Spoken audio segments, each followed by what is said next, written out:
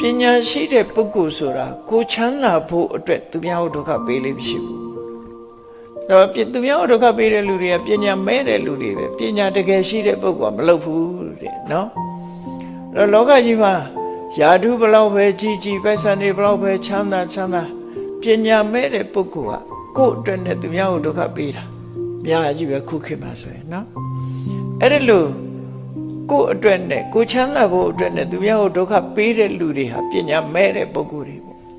လူကောင်းမဟုတ်တဲ့ပုဂ္ဂိုလ်တွေလို့သူတို့ဆိုလို့တယ်တကယ်ပညာရှိတဲ့ပုဂ္ဂိုလ်ကကိုယ့်ရဲ့ချမ်းသာရေးအတွက်သူများကိုဘယ်သူမှဒုက္ခမပေးလိမ့်မရှိဘူးတဲ့ပါပါဏိကမ္မာဏိသမာစရန္တိမဟုတ်တာဘယ်တော့မှမလုပ်ဘူးတဲ့ကိုချမ်းသာဖို့အတွက်မဟုတ်တာဘယ်တော့မှမလုပ်ဘူးလောကမှာကိုကျိုးစီးပွားအတွက်ပြီးလုပ်ပြီးတော့မဟုတ်တာလုပ်တဲ့လူတွေကဗမာပြည်မှာပြေးနေတာပဲနော်ကိုကျိုးစီးပွားရဖို့မဟုတ်တာတွေလုပ်ကြတယ်အဲ့ဒါမျိုးဘယ်တော့မှမလုပ်ဘူးတဲ့ပညာရှိတဲ့ပုဂ္ဂိုလ်ကဒုက္ခေနဖုဒ္ဓ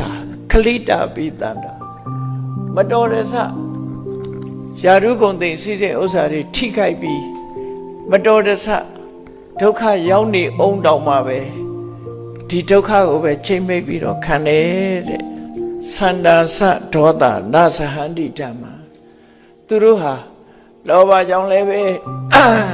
ကိုကျင့်သိက္ခာကိုမစွန့်လွတ်ဘူးတဲ့မုန်တိမှုဒေါသကြောင့်လည်းပဲကိုကျင့်သိက္ခာကိုမစွန့်ကြဘူးအဲ့တော့ပညာရှိပုဂ္ဂိုလ်ဆိုတာဟာ